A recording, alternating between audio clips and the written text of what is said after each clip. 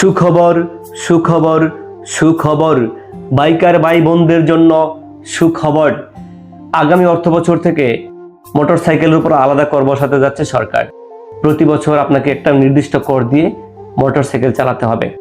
তো সরকার হচ্ছে আমাদের দেশের অভিভাবক, দেশের অর্থনৈতিক সমৃদ্ধির স্বার্থে কর বসাতেই পারে, কিন্তু বাইকারদের এখানে কিছু কথা আছে, সেই কথাগুলো শুনতে হবে, সেই কথাগুলো সরকারকে মানতে হবে।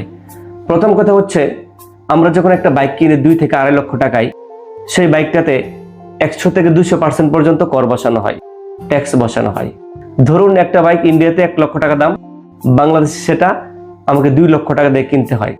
তো সেটা যদি 20% করা হতো, তাহলে 1,20,000 টাকা দিয়েই আমি বাইকটা পাইতাম। আমার হাতে কত থাকতো? 80,000 টাকা।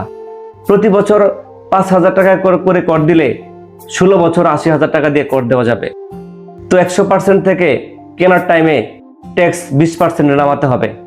দ্বিতীয় কথা হচ্ছে, পৃথিবীর বিভিন্ন দেশে, তাইওয়ান, মালয়েশিয়া ইত্যাদি দেশে, ইন্দোনেশিয়া ইত্যাদি দেশে মোটরসাইকেলধারীদের জন্য, বাইকারদের জন্য আলাদা লাইনের ব্যবস্থা আছে।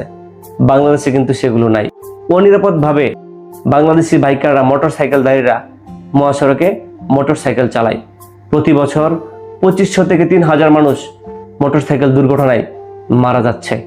তৃতীয়ত, বিআরটি অফিসে লাইসেন্স করতে গিয়ে যে পরিমাণ হয়রানির শিকার হয় বাইকাররা, সেগুলো বন্ধ করতে হবে। তাহলে অবশ্যই আমরা ট্যাক্স দেব।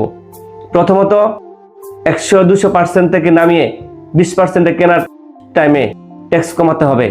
দ্বিতীয়ত, মহাসড়কে মোটরসাইকেল লেন করতে হবে। তৃতীয়ত, লাইসেন্স অফিসে মানে বিআরটি অফিসে বাইকারদের জন্য হয়রানি বন্ধ করতে হবে। এগুলো করুন, আপনি সুবিধা দেন, আমরা ট্যাক্স দিব, অসুবিধা তো নাই। আপনি সুবিধা দিবেন না, শুধু শুধু ট্যাক্স দিবেন, এটা কিভাবে হয়? এটা তো হয় না।